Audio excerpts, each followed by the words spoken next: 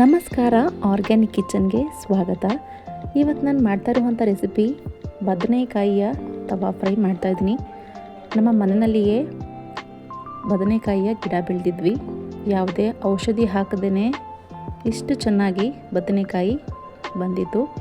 So ಇದನ್ನು cut ಮಾಡಿಕೊಂಡು ಒಂದು ರೆಸಿಪಿ ಮಾಡೋಣ ಅಂಥೇಳಿ ತೊಗೊಂಡು ಬಂದೆ. ಇದನ್ನು ಮೊದಲಿಗೆ ನೀಟಾಗಿ ವಾಶ್ ಮಾಡಿಕೊಂಡು ಇದನ್ನು ಸ್ಲೈಸಸ್ ರೀತಿಯಲ್ಲಿ ಕಟ್ ಮಾಡ್ಕೊಳ್ಳೋಣ. ನೀವು ಇದನ್ನು ಸಾಂಬಾರಿನಲ್ಲಿ ಹಾಕ್ಕೊಳ್ಬಹುದು, ಪಲ್ಯ ಮಾಡ್ಕೊಳ್ಬಹುದು. ನಾನಿವತ್ತು ತವಾ ಫ್ರೈ ಮಾಡೋಣ ಅಂಥೇಳಿ ಈ ರೀತಿ ಸ್ಲೈಸಸ್ ರೀತಿಯಲ್ಲಿ ಕಟ್ ಮಾಡ್ಕೊಳ್ತಾ ಇದ್ದೀನಿ. ಇಷ್ಟು ದಪ್ಪ ಇದ್ದರೆ ನಮಗೆ ಸಾಕಾಗತ್ತೆ. ಈ ರೀತಿ ಕಟ್ ಮಾಡಾದಮೇಲೆ ಇದನ್ನು ನೀರಿನಲ್ಲಿ ಹಾಕ್ಕೊಳ್ಳೋಣ, ಇಲ್ಲ ಅಂತ ಹೇಳಿದ್ರೆ ಕಪ್ಪಾಗತ್ತೆ.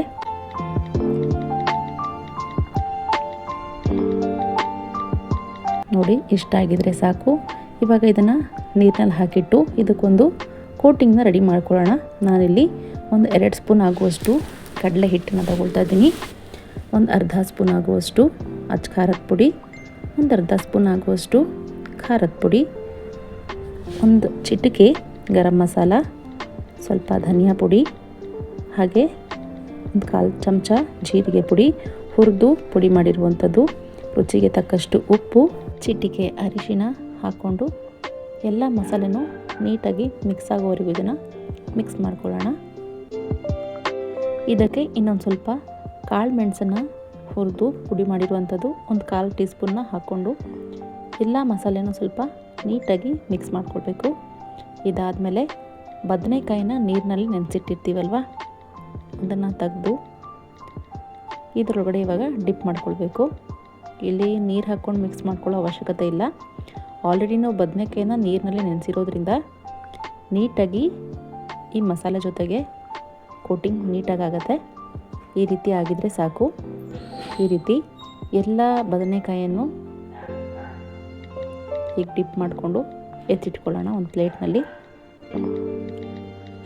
ಯಾಕಂತ ಹೇಳಿದ್ರೆ ಒಂದು 5 ನಿಮಿಷ ಈ ಮಸಾಲೆನಲ್ಲಿ ಬದನೆಕಾಯಿ ನೆನಿಬೇಕು. ಹಾಗಾಗಿ ಈ ರೀತಿ ಮಿಕ್ಸ್ ಮಾಡಿ ನಾನು ಒಂದು 5 ನಿಮಿಷ ಇದನ್ನು ನೆನೆಯಲಿಕ್ಕೆ ಎತ್ತಿಟ್ಟಿರ್ತೀನಿ. ನೋಡಿ, ಒಂದು 5 ನಿಮಿಷ ಇಟ್ಟರೆ ಈ ರೀತಿ ಬದನೆಕಾಯಿ ಒಳಗಡೆ ಎಲ್ಲ ಮಸಾಲೆ ಹೋಗಿರುತ್ತೆ.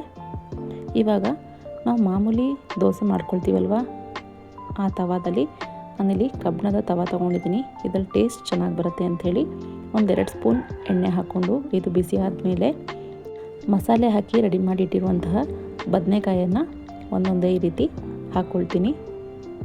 ಈ ರೀತಿ ಹಾಕ್ಕೊಂಡು ಒಂದು 4ರಿಂದ 5 ನಿಮಿಷ ಫ್ರೈ ಮಾಡಿಕೊಂಡ್ರೆ ನಿಮಗೆ ಬದನೆಕಾಯಿಯ ತವಾ ಫ್ರೈ ರೆಡಿಯಾಗುತ್ತೆ.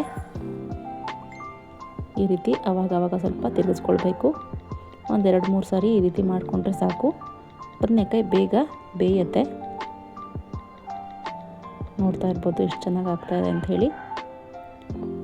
ಅಲ್ಲಿ ಪೂರ್ತಿ ಎಣ್ಣೆ ತಗೊಂಡಿದೆ ಅಂತ ಹೇಳಿದ್ರೆ ಇನ್ನೊಂದು ಅರ್ಧ ಸ್ಪೂನ್ ಆಗುವಷ್ಟು ಎಣ್ಣೆ ಹಾಕ್ಕೊಳ್ಳಿ ಸುತ್ತಲೂ. ಹೀಗೆ ಒಂದು 2ರಿಂದ 3 ಸಾರಿ ಇದನ್ನು ಬದಲಾಯಿಸ್ಕೊಳ್ಬೇಕು. ನೋಡ್ತಾ ಇರ್ಬೋದು ಎಷ್ಟು ಚೆನ್ನಾಗಿ ತವಾ ಫ್ರೈ ಆಗ್ತಾಯಿದೆ ಅಂಥೇಳಿ. ಇದನ್ನು ನೀವು ಆರಾಮಾಗಿ ರಸಮ್ ರೈಸ್ ಜೊತೆಗೆ, ದಾಲ್ ರೈಸ್ ಜೊತೆಗೆ ಸೈಡ್ ಡಿಶ್ ಆಗಿ ತಿನ್ನಬಹುದು, ಚೆನ್ನಾಗಿರುತ್ತೆ. ನೋಡಿ, ಇಷ್ಟ ಆಗಿದ್ರೆ ಸಾಕು. ನಾನಿವತ್ತು ರಸಮ್ ರೈಸ್ ಮಾಡ್ಕೊಂಡಿದ್ದೆ, ಅದ್ರ ಜೊತೆಗೆ ಸರ್ವ್ ಮಾಡಿಕೊಂಡೆ.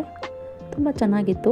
ಒಬ್ಬೊಬ್ಬರು ಬದನೆಕಾಯಿನ ತಿನ್ನಲಿಕ್ಕೆ ಇಷ್ಟಪಡೋದಿಲ್ಲ, ಅಂಥವ್ರಿಗೆ ಈ ರೀತಿ ಒಂದ್ಸರಿ ರೆಸಿಪಿನ ಮಾಡಿಕೊಡಿ, ಇಷ್ಟಪಟ್ಟು ತಿಂತಾರೆ. ಮಕ್ಕಳಿಗೂ ಸಹ ಇಷ್ಟ ಆಗುತ್ತೆ. ಲಂಚ್ ಬಾಕ್ಸಿಗೂ ಸಹ ಆರಾಮಾಗಿ ಕೊಟ್ಟು ಕಳಿಸ್ಬಹುದು. ಬದನೆಕಾಯಿ ತೊಗೊಂಡು ಬಂದರೆ ಈ ಥರ ಒಂದು ರೆಸಿಪಿನ ಮಾಡೋದನ್ನು ಮರಿಬೇಡಿ.